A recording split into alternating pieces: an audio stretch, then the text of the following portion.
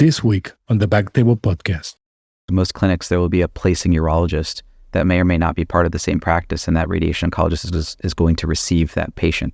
And the vast majority of rectal spacing is performed by urologists, whereas in the evolution of it, it was brachytherapists that did all of the initial studies. So what I mean to highlight is it's important to develop a relationship with this placing physician so that if you see a placement that is exceptional, please tell them. But if you see a placement that's not exceptional, please tell them. I believe that these open conversations and feedback can really help practices get better. And ultimately, really, it's in the spirit of providing the best care for the patient.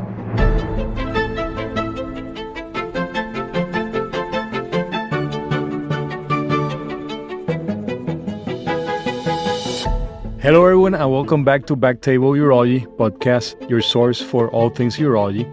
You can find all previous episodes of our podcast on iTunes, Spotify, and at backtable.com. Now, a quick word from our sponsors. Today's BackTable podcast is sponsored by Boston Scientific's Urology Division. Boston Scientific is dedicated to transforming lives through innovative medical solutions that improve the health of patients around the world. This includes absorbable hydrogel spacers that are intended to temporarily position the anterior rectal wall away from the prostate during radiotherapy for prostate cancer. Boston Scientific SpaceOAR Hydrogel system is a polyethylene glycol-based hydrogel designed to temporarily create space between the prostate and the rectum and reduce the radiation dose delivered to the rectum during radiation therapy. SpaceOAR Hydrogel has been clinically shown to help reduce the side effects of radiation. For prostate cancer patients undergoing radiotherapy, maintaining quality of life may be just as important as treating the cancer. Minimize side effects, maximize patients' quality of life. Now, back to the show. Welcome back to the BackTable Urology podcast. I'm your guest host, Juan Javier-Desloges. I'm an assistant professor of urology at the University of California, San Diego. Today, I'm joined by Neil, who's a radiation oncologist, assistant professor. And today we will be discussing spacing within the context of radiation prostate cancer. Neil, thanks so much for joining us. Thanks so much, Juan, for having me. This is a pleasure to be here and to have this conversation with you all. Neil, why don't you tell us a little bit about yourself before we get started? Sounds great. My name is Neil Taunk. I'm an assistant professor of radiation oncology and radiology at the University of Pennsylvania in Philadelphia.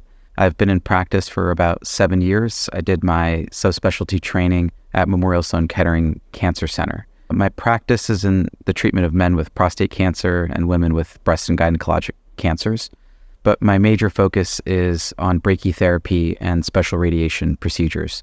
So I perform a significant amount of brachytherapy procedures as well as other periprostatic procedures, as well as coordinate a really talented group of 7 physicians who work with me on these types of procedures. Awesome. That's really impressive. Thank you. And for the audience, just a little bit of background about myself. So I, like Neil, have a large focus on transperineal procedures. I do a lot of the transperineal prostate biopsies here at UC San Diego.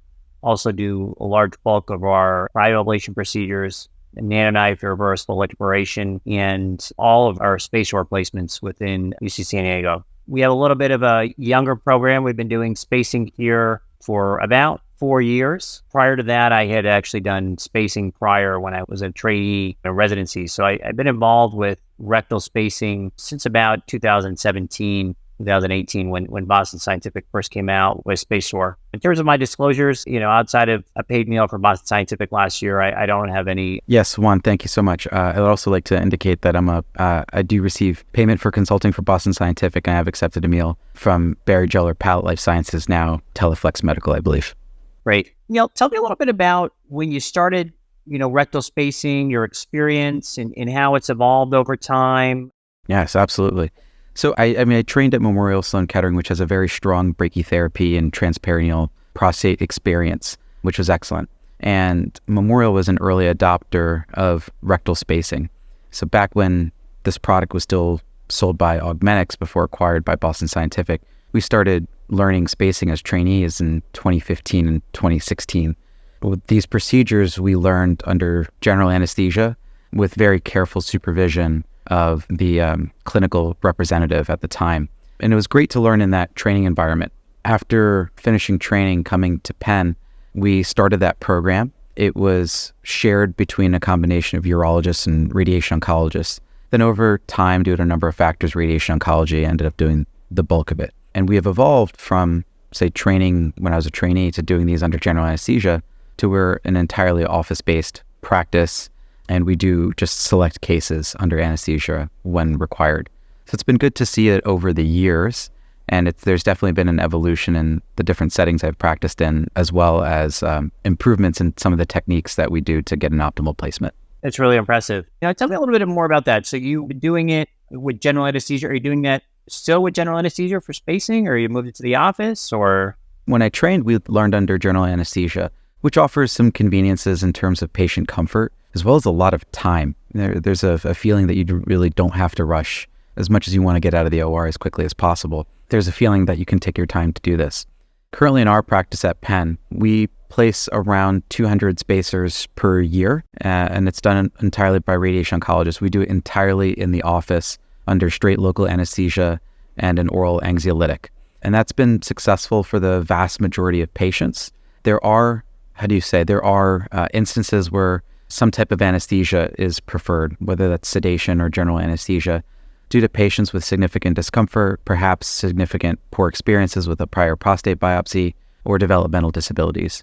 So maybe a handful of patients per quarter, we will book special time in our ASC and perform those procedures there. But otherwise entirely outpatient office-based under straight local.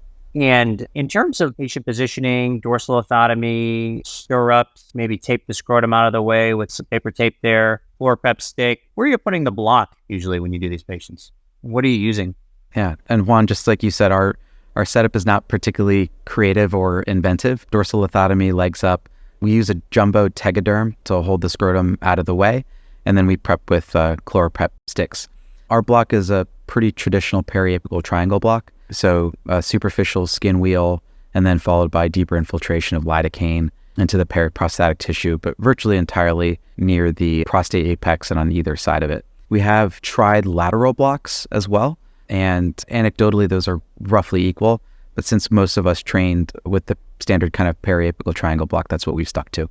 And then in terms of holding the probe, are you using a stepper in the clinic? Is it attached to the bed, or is it a mobile stepper? We use a Civco floor stepper. We do have 2 rail steppers as part of our brachytherapy program, but we try to keep those for those procedures. So you can use a rail stepper or you can use a floor stepper. The nice thing about the floor stepper is that it just has some less moving parts. It's a little bit less cumbersome when the patient's awake. Maybe that's just something that makes us feel better, but we've liked using the floor stepper for ours. Yeah, to kind of give the audience a little bit more background, I basically follow the same setup as Neil, not just as common as you can make it. We do use a bed mount for the stepper. We actually use the same rail mount as the machine that we use for the UroNav. When we bought the UroNav, we had planned to do the transperineal prostate biopsies, and we bought the stepper with it, which was actually, it's quite small. It's kind of the nice thing about it compared to some of the steppers out there. It can be kind of bulky for the room, but the one that we purchased from UroNav is a little bit smaller and compact and kind of fit in a small procedural room. One of the things I want to get your thoughts on is the necessity of needing a stepper for those. It's an expensive purchase. I personally have tried to use some of the biopsy attachment equipment. There's 2 companies out there, Surefire and Precision Point, and I have not had a lot of success with it. I think that one of the differences between doing a biopsy and doing a SpaceOAR placement is in a biopsy, you want the needle to be fixed. In a sense, it should be fixed to the ultrasound, and you want that mobility with your hand.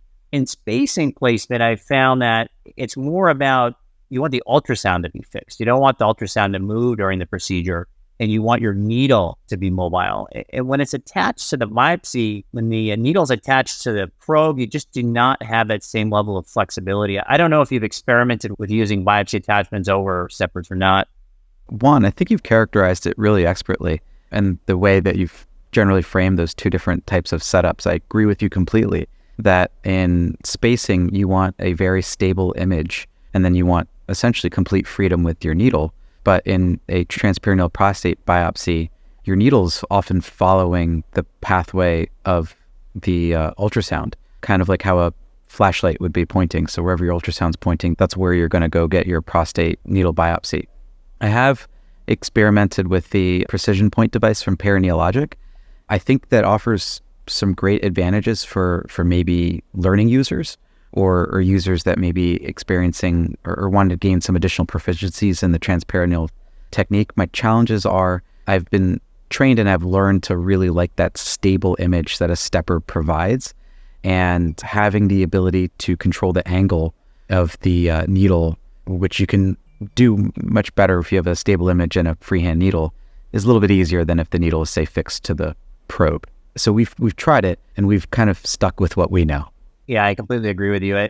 The one thing I would say to anybody that's new to learning how to do, which is basically a completely freehand placement of a fiducial marker or a SpaceOAR, is to kind of keep in mind where the buttons are on the ultrasound, because the needle or the needle tip will always come out over the buttons. So I'd imagine you do fiducial markers also, but when I teach each of the residents, I have them kind of practice with getting the fiducial markers over the buttons, make sure they can visualize their needle.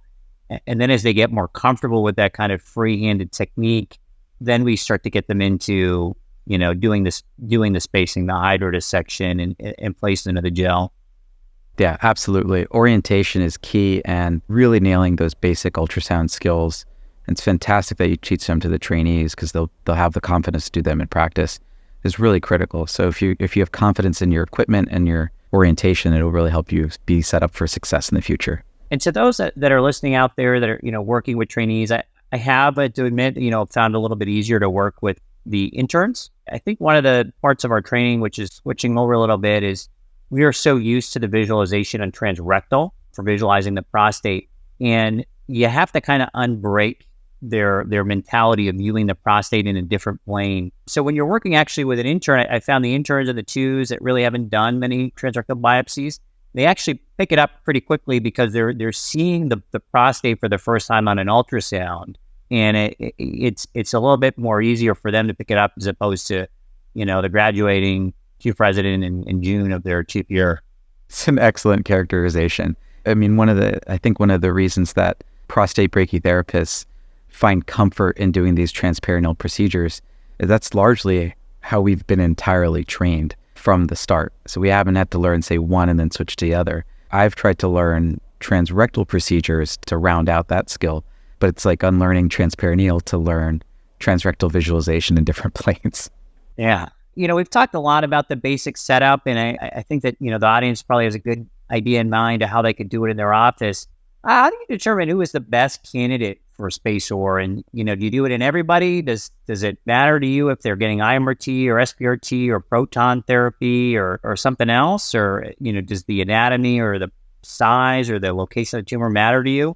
Yeah, Juan, that's really great. Before going into, say, those indications, modalities, one aspect of the peri-procedural setup I think is very important is who's helping you and what kind of assistance you may have in your procedure. You can do this by yourself, meaning that you can set up the kit by yourself, your table by yourself, but it's really, really, really helpful if you have a very consistent nurse or a very consistent medical assistant that knows how to do at least a portion of the setup for you, help you get your table laid out how you like, get your patient positioned how you like, as well as assembling the kit. So there are some times required to assemble the kit, and having a really proficient assistant being able to assemble that kit for you and giving them the confidence to do that by training them up correctly can just really make for a very successful, very efficient procedure. So in our practice, most of our doctors don't assemble our own kits anymore. Our team will, and then we'll hand it to us when ready.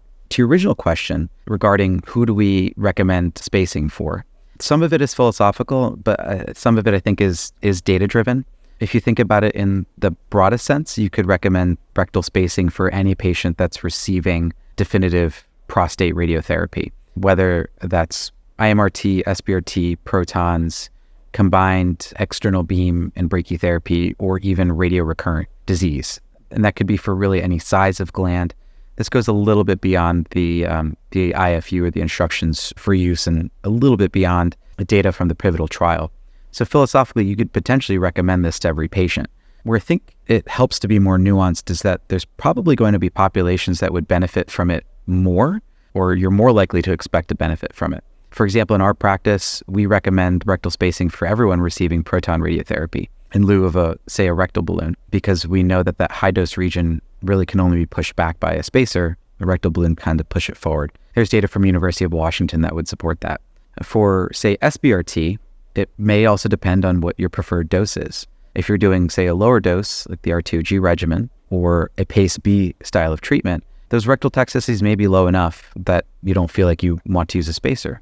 But if you're using higher doses, say 40 or 45 gray, we use 40 gray in 5 fractions, the acute rectal toxicity rates go up. So we feel somewhat strongly about putting in a rectal spacer at those higher doses, which we believe in because it does yield a lower 2-year biopsy positivity rate.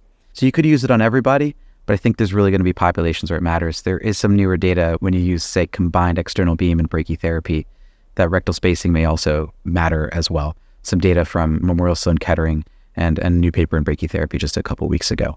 How do you all think about these different scenarios, or who best to recommend it to? Yeah, I think that we think about it a little bit differently. I would say all of our proton therapy patients receive it. We do it, I don't know if we've actually looked specifically at the amount of gray, but really kind of anybody that's going to get SBRT, we recommend it to. And then for IMRT, it's kind of hit or miss. I would say that overall, amongst all, let's say we do, I don't know how many patients we do radiation on prostate cancer a year, but let's say it's 100, although it's probably more.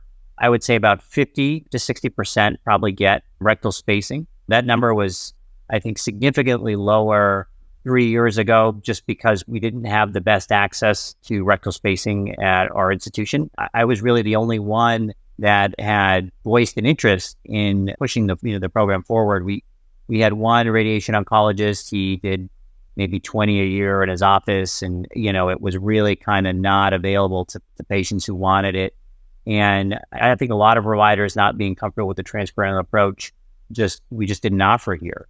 And then when I kind of was hired here, I said, we should really offer this to a larger group of patients, because there's a number of people that I think benefit, mainly the ones that you would discuss, but also anybody that, may think that they may benefit, whether they have inflammatory bowel disease or some other, rectal issue that they would necessarily need it for. And our volume since that, in the last 3 years has significantly increased since we've added basically another provider that offers it. And I've actually tried to train other providers. I don't necessarily need to be the one that does all the SpaceOARs, but it's not the most exciting procedure for urologists. So, I can't really get the sense that they're so enthusiastic about it. Although I do think it makes a difference for the patients, which is why I continue to do it. In terms of the prostate anatomy itself, I don't think that there's necessarily a contraindication to size. I don't really look at the perirectal fat pad on the MRI. I don't always feel that that's necessarily accurate. If you use an endorectal coil for MRI, although most of us don't anymore, that can obviously interfere with the size of the perirectal fat pad. If there is frank invasion of the rectal wall, I don't think those patients are a good candidate for rectal spacing. If they get a PSMA PET and there's if there's a concerning mesorectal lymph node, rectal lymph nodes are now believed to be an accessory pathway for prostate cancer based on a couple of publications. I don't think those patients are a good candidate for spacing, because it may limit the amount or dampen the effects of the radiation to control their cancer.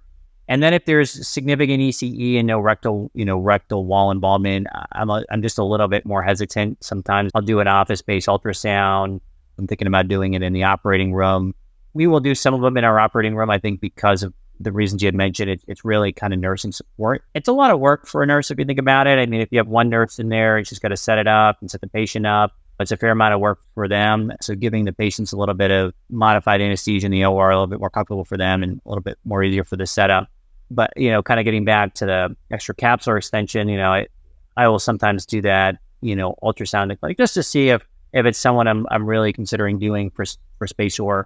I do actually a pre-SpaceOAR consult for all of my patients. Unlike the prostate biopsies, prostate biopsies, I think, largely well understood by the population, even if they're transperineal. Most of the providers are able to explain it. For the SpaceOAR consult, and we'll get a little bit more into the risks of the procedure. I do a formal visit, not just so the patients understand what's going on, but for insurance purposes. I mean, there are a number of insurances that still are giving a little bit of pushback on rectal spacing, whether usually an HMO or some of the smaller plans.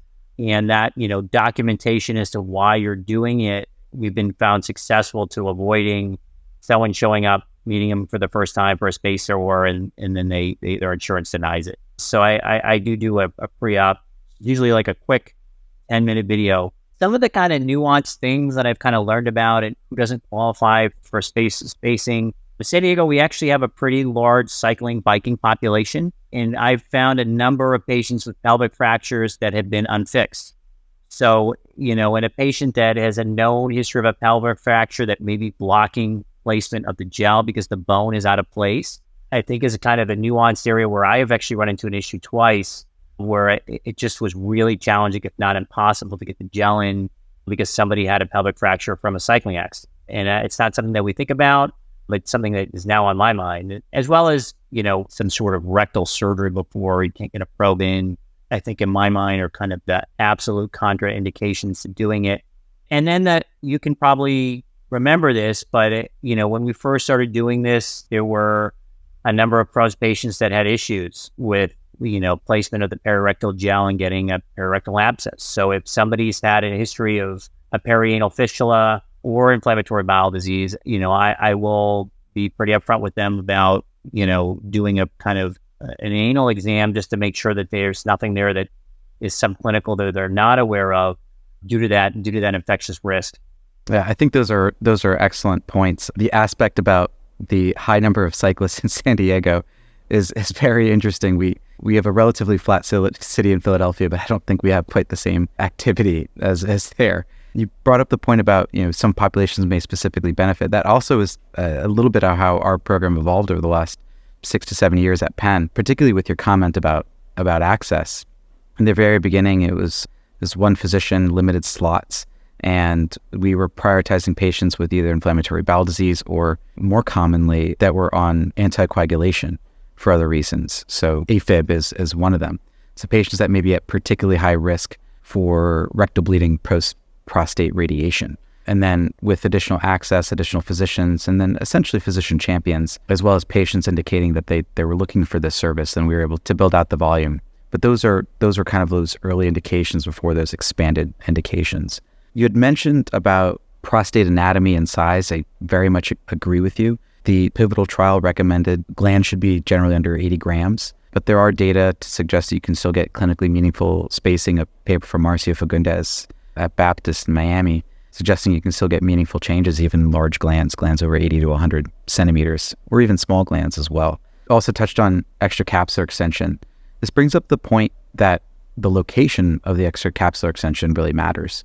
We'll have patients or physicians that won't send a patient for this, even though it might be in general done in our practice, or a patient who read their own report and said, I have ECE and I didn't think I qualified, even though I want this done. It's helpful for us that we review where that ECE is, because if a patient has, say, anterior ECE or far lateral ECE, that's not particularly important to do this procedure successfully. I very much agree with you, Juan, regarding the aspect of gross posterior extracapsular extension.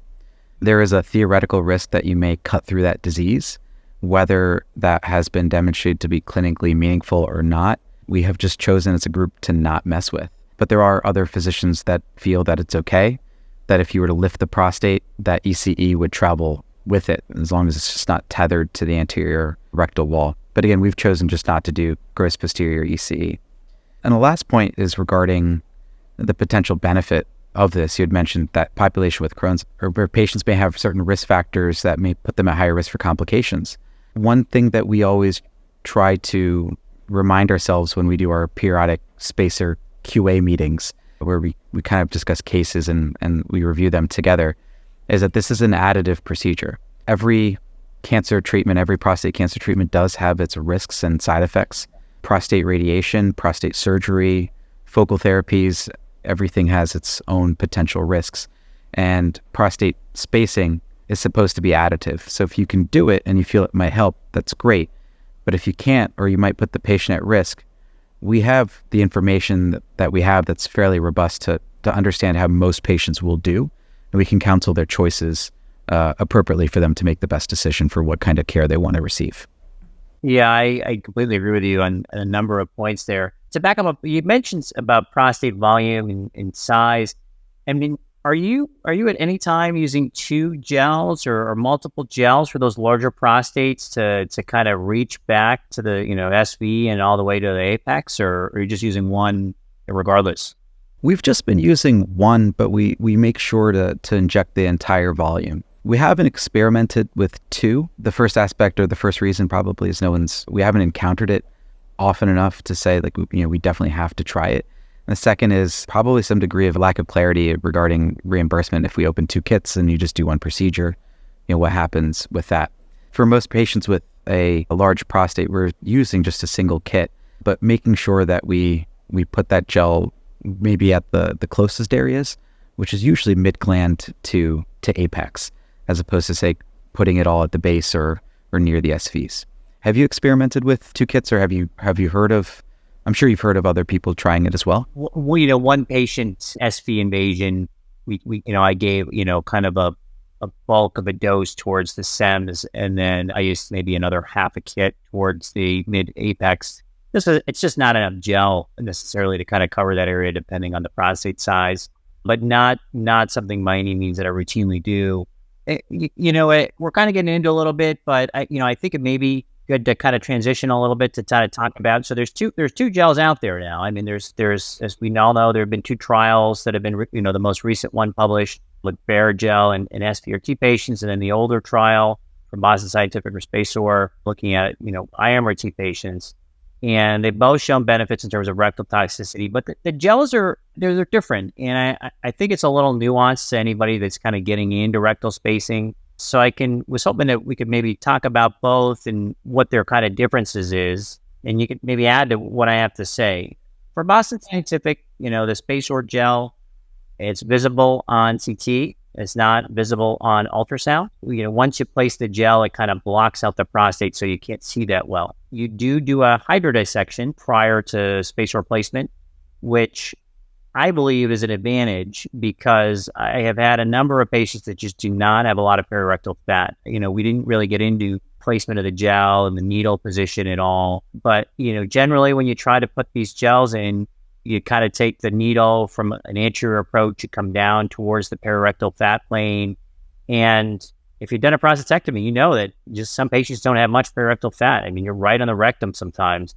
And the same is true when you're doing an ultrasound. So I don't really feel that this is a learning curve issue, but rather an anatomy issue.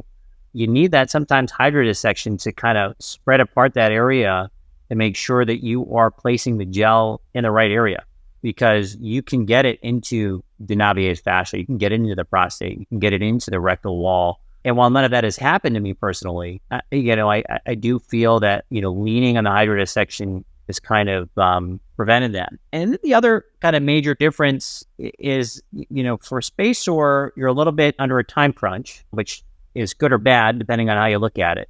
You want to get the gel in and you want to get that patient irradiation usually pretty quickly. The way that our protocol here works is we put patients on hormone therapy for 6 to 8 weeks, and then they'll get the SpaceOAR gel, and then usually within a week after that, they'll get their SIM, and then they'll get their radiation. I think it's controversial whether or not you really necessarily need to give anybody ADT prior radiation or when you start it. I think from a scheduling perspective, because we just have so many patients, I don't think it matters if they get it at, when they start ADT or when they're 6 to 8 weeks in. But that has been the kind of general protocol that we've followed. And for Barrigel, which we don't offer, the major benefit, I think, is it's visible on ultrasound. And it also lasts longer. But, there have been concerns raised about how long does it actually last. In the trial, there were a number of patients that I think had absorption times beyond 9 months or even 12 months, but majority absorbed within 9 months. Now, we do know that the gel is safe. I think it's pretty popular for lip filler. I think that's where they got most of their safety data. But that longer time, if there's a misplacement of the gel, I'm not sure how I would mitigate it, but would like to get your thoughts on kind of the differences between the two. Juan, you've really nailed the the highlights of what they are. Some additional differences regarding the products. They have very different setups. SpaceOAR from Boston Scientific requires a multi-step process where you have to mix a powder vial into a liquid and then mix that all around to essentially create the hydrogel. Versus Barrigel, now part of Teleflex, comes prepackaged in single-use syringes, ready to use. There's no mixing and they're stable. So the setup time is different. There's a little bit of preparation with SpaceOAR versus Barrigel you can use kind of right out of the box.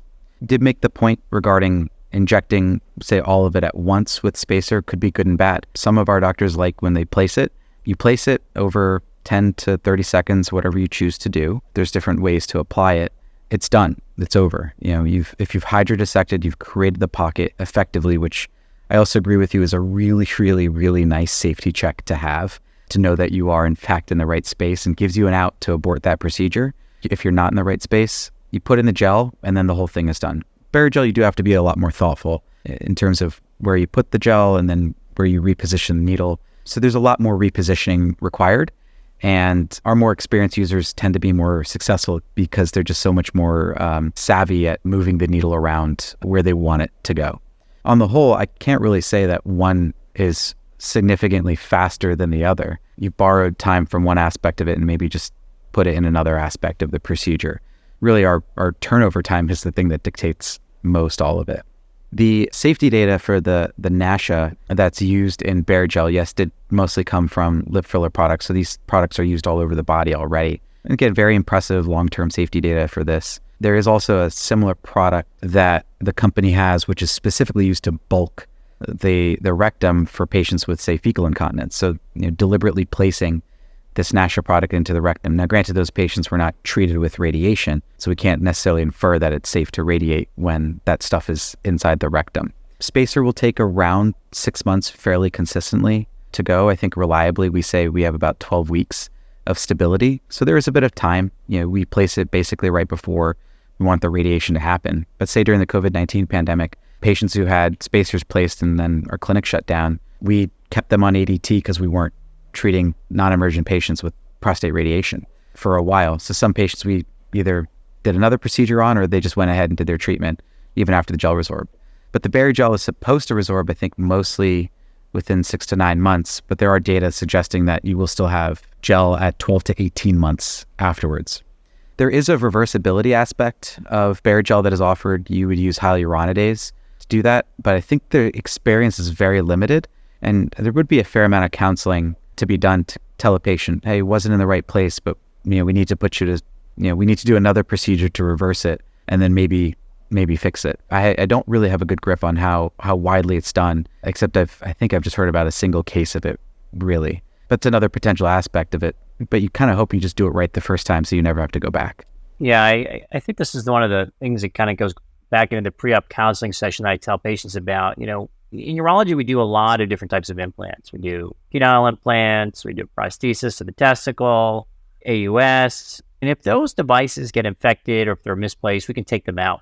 You can't really do that with the gel. The gel becomes this sort of amorphous material within the perirectal space, and it is not whether you're injecting something into it to dissolve it or you're trying to suction it out. It's just not possible. So once it's in there, it's in there. It's not coming out. You kind of just got to wait until it absorbs. Going back all the way to when I was a trainee and we first started doing these, there were some patients that had infiltration of their rectal wall. And the guidance at that time, and I haven't seen it in a while, has been just to wait for about 3 to 4 months before offering them radiation. Is that generally what you've done when that does happen? Yeah, the management of patients who have a suboptimal placement is very imperfect and very heterogeneous. In the original trial, I believe 7% of patients on a post-hoc analysis had some degree of rectal wall infiltration using the SpaceOAR Classic. The SpaceOAR View and SpaceOAR Classic, neither of them are particularly visible on ultrasound, but the SpaceOAR View is what we prefer at Penn. That is available on CT. So all these patients had an MRI in the original study because that's what was required. I think 7% had rectal wall infiltration, but there was no high-grade subsequent toxicities that were experienced by these patients. In terms of how we tend to manage it, is most of our patients that are treated at our main campus, we have a distributed model. We have around 60 doctors in our radiation oncology practice spread across our various sites. And in these patients, the ones that are treated at the main campus, they all get an MRI anyway. So we do have that to reference. Patients with minor infiltrations, which is really just the superficial layers of the rectum, we'll go ahead and we'll continue to treat without issue. Any patients with, say, any deep infiltration deeper into the submucosa, or we've seen some patients from outside that have had gel placements that have even intraluminal gel, we absolutely will not treat. There's some thought to say that if you do an anoscopy and check if there's no gel in the lumen, you can proceed forward. It's hard to say if that's correctly the data-driven approach.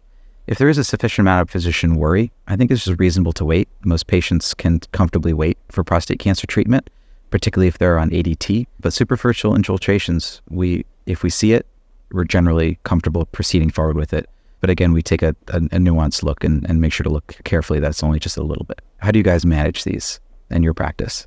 Again, we don't do 200 a year. We probably do about 70. And we just haven't had one. So I've actually was just taking notes here with my microphone on mute on how you are managing the rectal, because I know it's bound to happen. I mean, kind of going back to the way that we talked about how the gel is placed. I mean, if there's just not a giving perirectal flat pad, even if you follow all the maneuvers, sometimes you get a little bit of superficial infiltration. It's just not something you can avoid.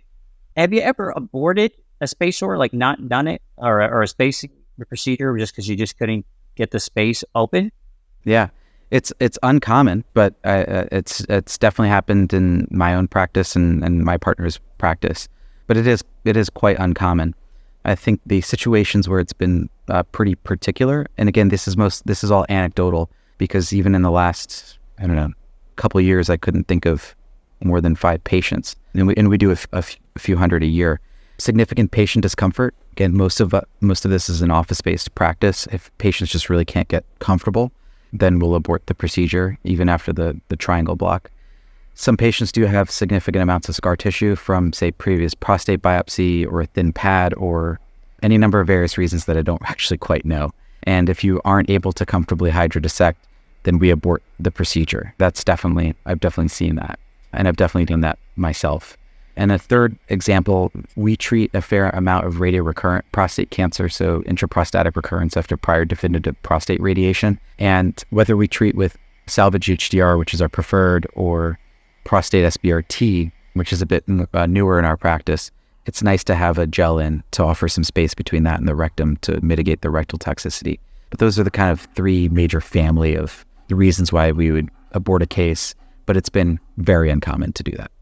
I haven't had to abort cases. I had similar to concerns to you, where I had one patient who was a little tough. I was able to hydrodissect laterally, as one thing that is helping before is, if it's not opening up directly under the prostate, if you're able to hydrodissect laterally, sometimes that water will travel medially and open up the space a little bit for you to get that space open. But yeah, it's tough. I mean, the radiorecurrent prostate cancer patients, I mean, that area can be pretty scarred down.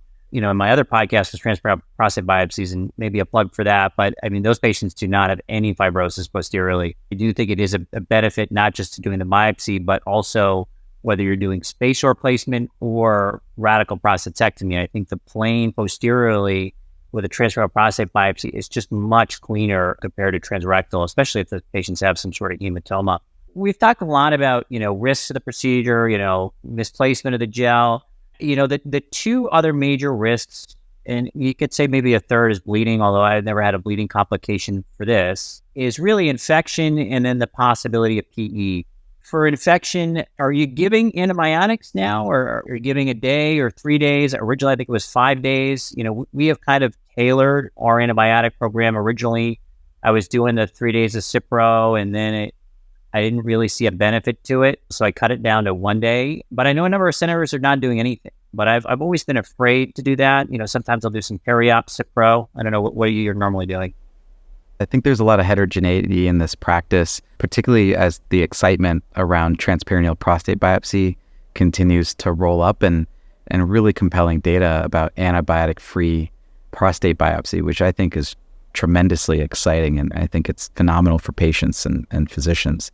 For spacing, since there still technically really is the possibility of violating that rectal wall, even though it should rarely, if ever, happen, we've chosen to give antibiotics.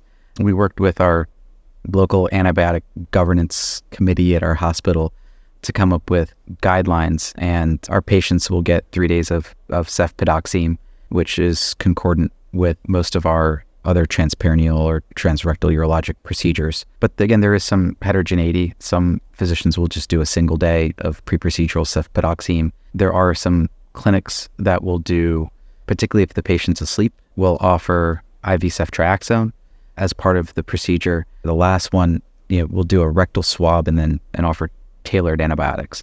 So I would say most clinics are offering antibiotics. It's rare to actually, probably haven't encountered one that's not doing it for these spacing procedures. We've taken maybe just a quite uniform approach, cefpidoxime, but that's concordant with our local antibiotic resistance guidelines. Are you testing the urine at all for the, due to the concern about the fiducial marker placement, or you're always doing fiducial markers at the time of the spacing? Or anyone with an intact prostate will get prostate fiducial markers, even though we have cone beam CT for prostate radiation. Since we have so many locations, the quality of these CTs may vary for on-treatment localization. So everyone who's getting a rectal spacer is getting fiducial markers, but we're not routinely testing urine. The reason I ask that is, in our transperineal talk, Matt Alloway always gets a urinalysis prior to prostate biopsy. We don't do that here. We don't get UAs or urine cultures. I have had a couple of patients get UTIs after SpaceOAR. I believe probably from the fiducial marker instrumentation, just, you can irritate the prostate if someone's got some baseline BPH and inflammation. The last safety here is the PE risk. I have to admit, when I got that letter from Boston Scientific, I think it was maybe a year ago, I was stunned. I wouldn't have even thought that someone would be at risk for a PE. I think the thinking is they believe that there was an intravascular injection by the gel, which I believe would be possible for both gels, and it is quite a rare occurrence. But I mean, have you seen it before, or what are your thoughts about it? Do you talk to patients routinely? Yeah, we have not done, say, a separate pre-procedure consultation. We have an open access system where their referring radiation oncologist has recommended the spacer or not recommended according to our physician group's kind of internal guidelines. And then we do a pre-procedure nursing call. And then right before the procedure, physician will face-to-face rediscuss the procedure start to finish as well as the risks. We do mention it. I have not seen it in my practice. If there's a subclinical one, we would have never known about it. It does highlight making sure that you are in the right space before you do this. So the hydrodissection will help ensure that you're in the pocket, as well as doing at least a cursory aspiration right before you place everything. I can see how it's theoretical. We have seen gel placed at least in part in, say, the prostate venous capsule. We've seen some gels that were placed by some outside clinics where you'll see a kind of a basket just forming around and between the true and false capsule of the prostate. But we have not seen that in our practice. But we'll tell patients about it, but it's such a low risk that it hasn't affected our recommendation.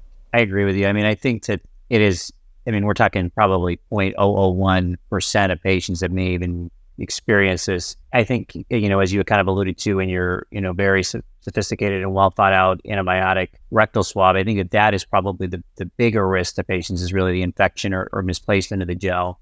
We've talked about a lot of different things today. Is there anything else you'd like to talk about that we didn't discuss? Yeah, I'd like to highlight, and it's really great to have this conversation with you, Juan, because you're an experienced user, you're a urologist, and it sounds like you work with your radiation oncologists, have a great relationship with them. The UCSD group, I've loved reading data that comes out of UCSD radiation, just a very special group, is to form those relationships with your placing physician. So in our practice, our radiation oncologists will place our spacers for our other radiation oncologists. We place them for other patients who will seek treatment elsewhere even. That's mostly because we do the procedures in our clinic. But that's not true for most clinics. Most clinics, there will be a placing urologist that may or may not be part of the same practice, and that radiation oncologist is going to receive that patient. And the vast majority of rectal spacing is performed by urologists, whereas in the evolution of it, it was brachytherapists that did all of the initial studies. So what I mean to highlight is it's important to develop a relationship with this placing physician so that if you see a placement that is exceptional, please tell them. But if you see a placement that's not exceptional, please tell them. I believe that these open conversations and feedback can really help practices get better. And ultimately, really, it's in the spirit of providing the best care for the patient. So I would really encourage urologists or placing radiation oncologists and then receiving radiation oncologists to really get to know one another and be able and comfortable to review images together, to review quality of placements together, to review patient experiences together, because that will help the patient. Thanks for the kind words about our program here. And I know you have such a tremendous program at Penn. You'll have to, we have Phil Perazio there is probably wreaking havoc with his new appointment to say hi to him the next time you see him. But, to kind of get into are you tracking your own GI toxicity outcomes and compare them? You kind of alluded to a little bit, but I was just kind of curious. Yeah, our department takes a pretty hard tack towards PQI, practice quality improvement, and then QA. The major example that I'll bring up is what we call independent checking. So in our practice, it might be one of 3 physicians that places a rectal spacer, whatever the brand, but a second partner has to check that placement on the imaging. So as soon as the imaging is back, in our radiation electronic medical record, a task shows up on your list that says independent review of spacing gel required, and a second physician has to go check that. And then, of course, if the spacing physician is not the same as the treating physician, for example, if I place a gel on a patient, but that patient's going to receive treatment at one of our network sites in wonderful Cherry Hill, New Jersey, that receiving physician's also going to check that gel. So there are multiple eyes that will see every placement. So there are opportunities to say, well, this one was really good and this one really wasn't good. What happened here? We write notes within our record regarding that. We record things like the mean separation, symmetry, and the quality of placement. And in patient that has any adverse outcome, we track internally as well as report to the vendor if needed. That might be a bit extra. I don't think it's necessary for every practice, but it highlights something that we feel strongly about in our practice. No, it's really, really impressive. And it's so comforting to hear that you're that deeply involved in this, as well as your department. I think we're just about at the end of our talk today. Are there any parting words you'd like to leave for the listeners available? It was really great to be here. I love learning, and as much as I think I know about the things that I do, Juan, it was really, really wonderful to learn from you as well as extend my own thinking and continue to be creative in my approach. I'd like to just close with a comment that you made about training. Training is really important. Getting high quality training from great mentors. You were talking about how you work closely with your interns and twos. Is a really excellent opportunity for trainees to get good and proficient at what these things are and have opportunities to get better. So if there are trainees that are listening to this, please take your mentors up on these opportunities to do this, get better. And your biggest leverage, if you want new things in your future practice, is to introduce them when you're switching practices. I love it. Yeah, really amazing advice. What I would say to the listeners, at least from my perspective, is, kind of reinvigorating our own program here and expanding it. I think it's worth it for the patients. And, reimbursement may not be that great, but I think that it's worth the red tape because I do think it means a clinically meaningful impact on them. If you have some level of transplant procedure experience, or even if you don't, and you're thinking about doing it and integrating it into your hospital system, I do think it's worth it. And I do think you should put the time in for it. Absolutely. Thanks everyone for joining us today. Neil, it was great having you. And we're looking forward to having you all back in the near future for another BackTable Urology podcast.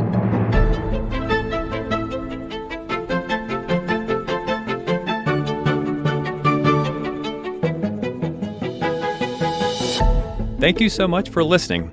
If you haven't already, make sure to subscribe, rate the podcast 5 stars, and share with a friend. If you have any questions or comments, DM us at _BackTable on Instagram, LinkedIn, or Twitter. BackTable is hosted by Aditya Bagrodia and Jose Silva. Our audio team is led by Kieran Gannon, with support from Josh McWhirter, Aaron Bowles, Nick Shellcross, and Ness Smith-Savadoff. Design and digital marketing led by Brian Schmitz, with support from Devontae Delbrun. Social media and PR by Chi Ding. Administrative support provided by Jamila Kennebrew. Thanks again for listening and see you next week.